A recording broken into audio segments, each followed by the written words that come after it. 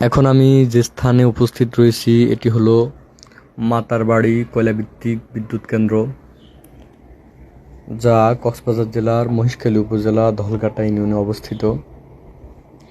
অত্র মাতারবাড়ি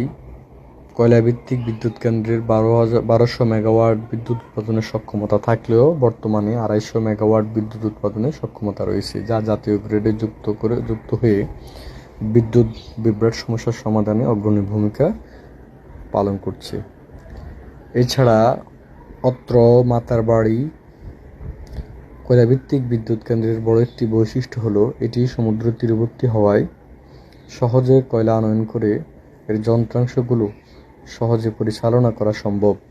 যার ফলে খরচ এবং ব্যয় একটু কম হওয়ার ফলে এটি অত্যন্ত গুরুত্বপূর্ণ। মাতারবাড়ি কয়লাভিত্তিক বিদ্যুৎ কেন্দ্রের পার্শ্ববর্তী যে অঞ্চল, সে অঞ্চলটি প্রত্যন্ত অঞ্চল হওয়ায় এখানে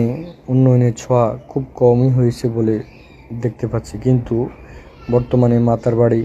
কয়লাভিত্তিক বিদ্যুৎ কেন্দ্রটি হওয়ার ফলে এখানে উন্নয়নের ছোঁয়া খুবই পরিলক্ষিত। এখানে মানুষ মৎস্য এবং লবণ উৎপাদনে